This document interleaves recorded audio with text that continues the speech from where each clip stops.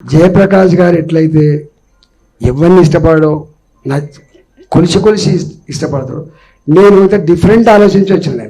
నేను left background నుంచి వచ్చిన. చాలామంది అంటారు ఎట్లయిపోయినావా నువ్వు, ఇట్లా అయిపోయినావు ఎట్లయిపోయినా. ఇవాళ అంటే నాకు స్వార్థం ఉంది. నాకు బాగా నచ్చిన కార్యక్రమం, నా గ్రామీణ ప్రాంత మహిళలు గీ జీనోమిగంలో, గీ రాకెట్ సైన్స్ యుగంలో టాయిలెట్ లేకుండా ఇబ్బంది పడ్డ తీరును ఎవడు అర్థం చేసుకోలే. అర్థం చేసుకున్న ఏకైక వ్యక్తి మోడీ గారు. నా రైల్వే స్టేషన్లో దుర్గంధపూరితం. ఇవాళ ఆ దుర్గంధం లేదు. ఇలా అమెరికాలో కూడా లేకపోవచ్చు నా చెర్లపల్లి లాంటి రైల్వే స్టేషన్. ఇక్కడి ఎయిర్పోర్ట్ మన కరోనా వచ్చినప్పుడు నేను ప్రత్యక్ష సాక్షిని. వారు ఒకరే చెప్పేది, ఏం చేయలేము, ధైర్యమే మందు అని చెప్పేది. గత్తలు వచ్చినప్పుడు భయంగా చచ్చిపోయాట. అట్లనే కరోనా వచ్చినప్పుడు భయంతో చచ్చిపోయింది. చాలా మందికి తెలియదు.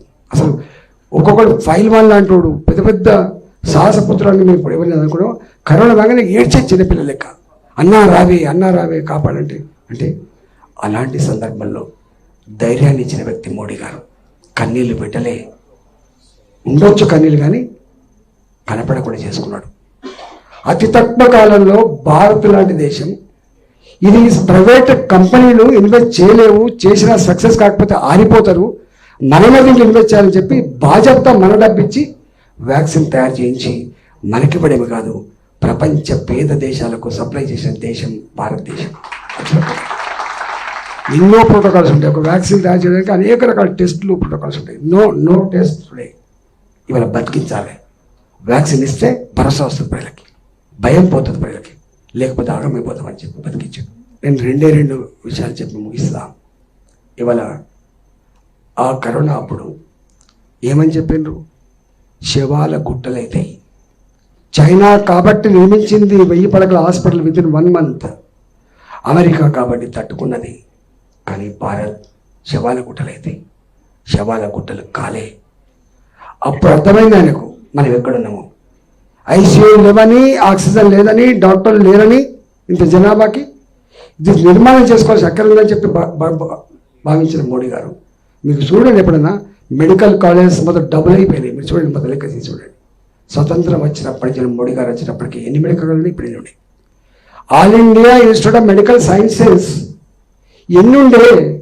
ఒకటి జవహర్లాల్ నెహ్రూ గారు ఇచ్చిండ్రు, ఒకటి వాజ్పేయి గారు ఇచ్చిండ్రు, ఒకటి మన్మోహన్ సింగ్ గారు ఇచ్చిండ్రు. 3. కానీ మోడీ గారు 16 ఇచ్చిండ్రు. 16. ఎక్కడి పోలిక నీకు? ఇక్కడ రాహుల్ గాంధీ, ఎక్కడి కాంగ్రెస్ పార్టీ, ఎక్కడి భారతీయ జనతా పార్టీ, ఎక్కడి మోడీ? నువ్వు ఏం పోటీ చేస్తావు? నువ్వు ఏం కంపేర్? ఎంత అబద్ధం అంటే చివరిగా ఒక మాట చెప్పిపోతా, అది చాలా ఇంపార్టెంట్. ఇప్పుడు బర్నింగ్ ఇష్యూ. ఒకటి, భారతీయ జనతా పార్టీ వస్తే నరకం, నరమేధం, డివిజన్ అని ప్రచారం చేశాం. 2014 బిఫోర్ మోడీ గారు కనుక ప్రధానమంత్రి అయితే దేశం విచ్ఛిన్నం అవుతుంది, ఇలా ప్రచారం చేశాం. విచ్ఛిన్నం కాలే. ఇన్ని భిన్న సంస్కృతుల, సాంప్రదాయాల,